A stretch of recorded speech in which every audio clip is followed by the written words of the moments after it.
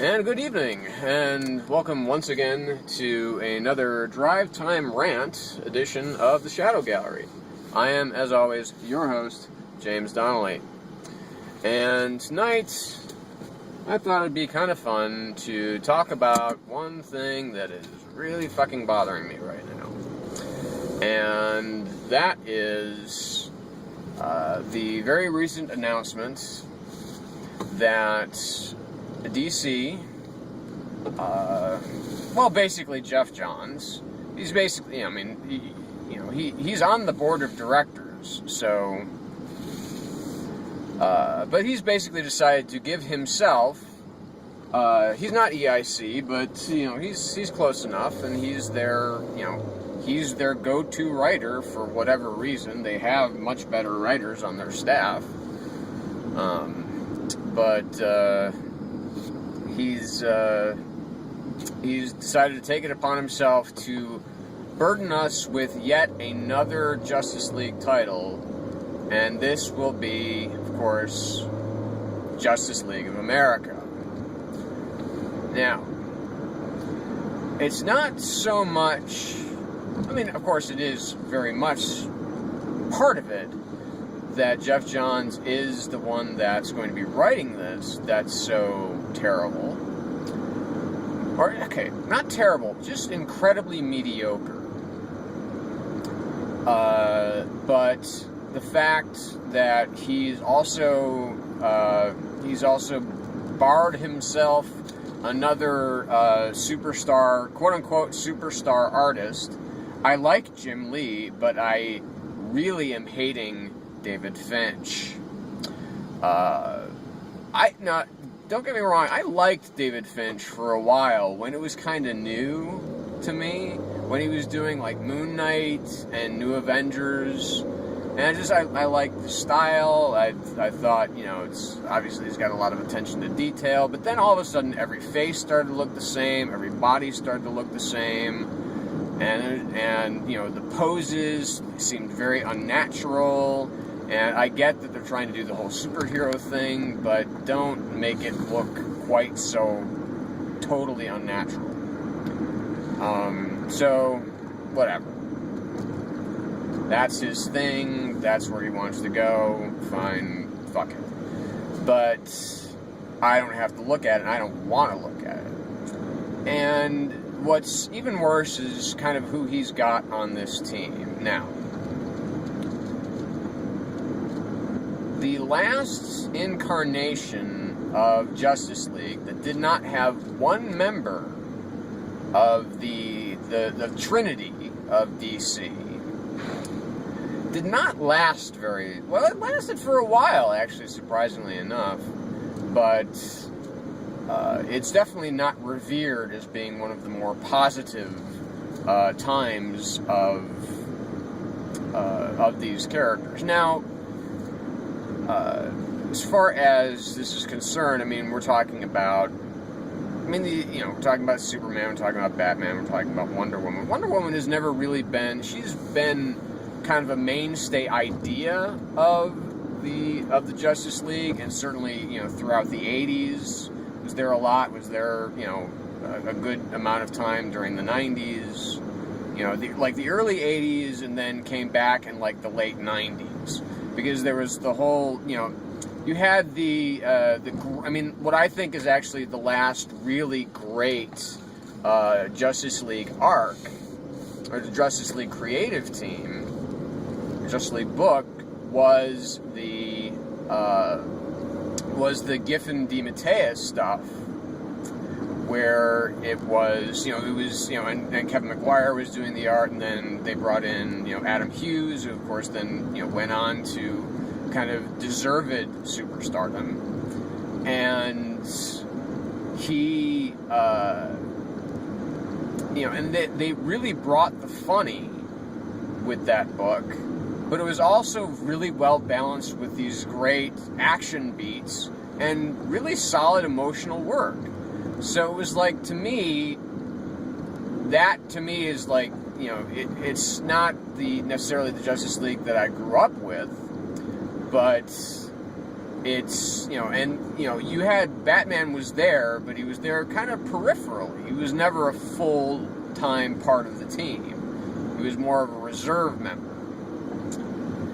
But, I mean, I remember one of the big issues of Justice League that I pulled up, or that I picked up in my youth, and to me it was a really big deal, but it was the first issue, and I don't know what issue number this is, but it was the first issue of the quote-unquote Justice League Detroit, which is where they had Gypsy and Vibe and Steel and, of course, Martian Manhunter has been part of the League in every way, and Black Canary, I think, was on that team as well.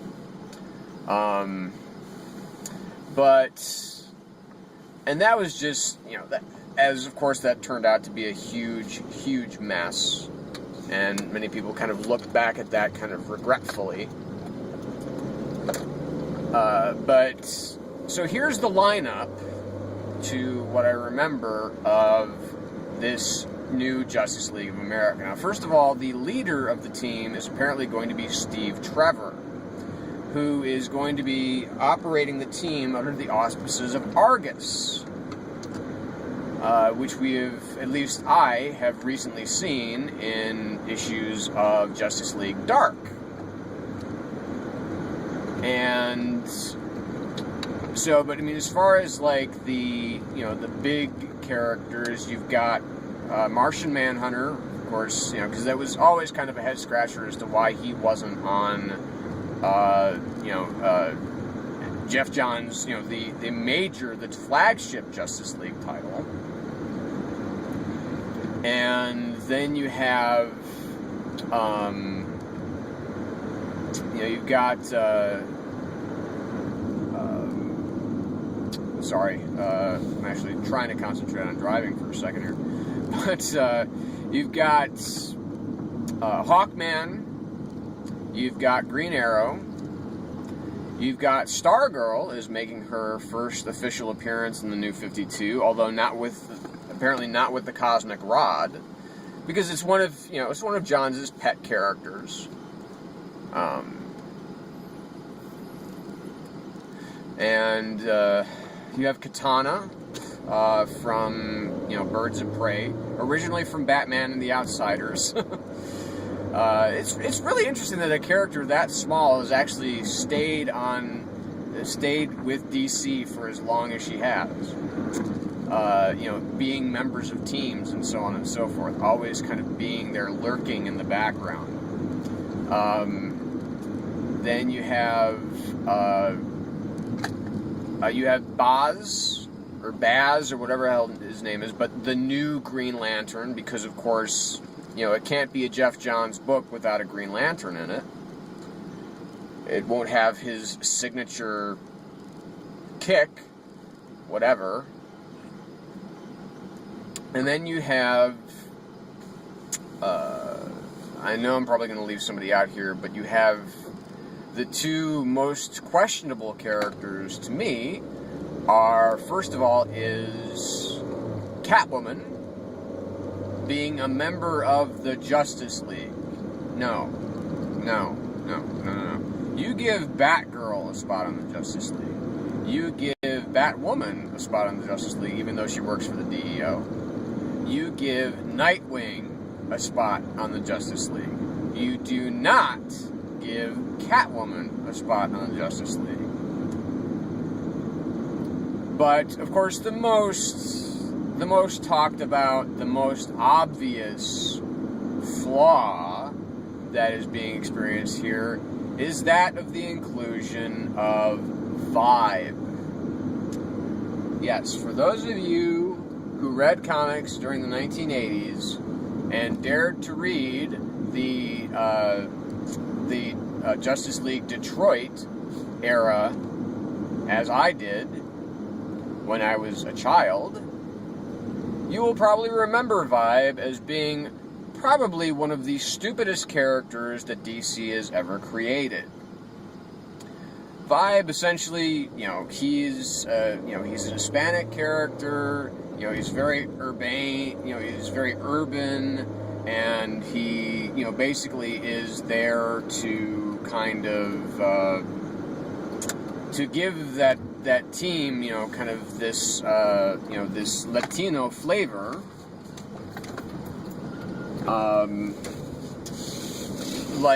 Basically, I mean, we have,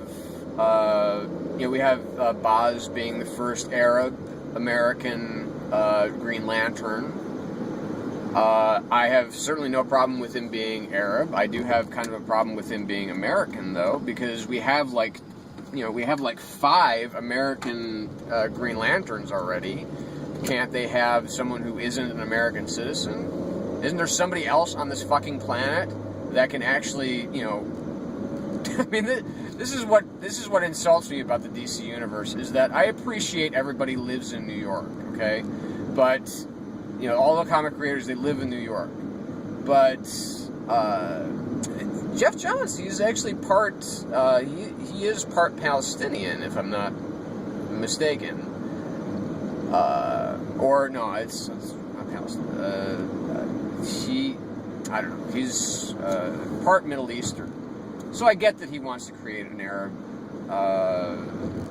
and I'm totally fine with that. Again, no problem with you creating a, whatever nationality, Justice League, but actually have the, it doesn't have to be an American citizen. That's the thing that I think that's kind of bothers me, is that there are other people on this planet that are worthy of attention other than just Americans or Brits, because that's pretty much what we get. We get Americans, we get Brits, and that's it.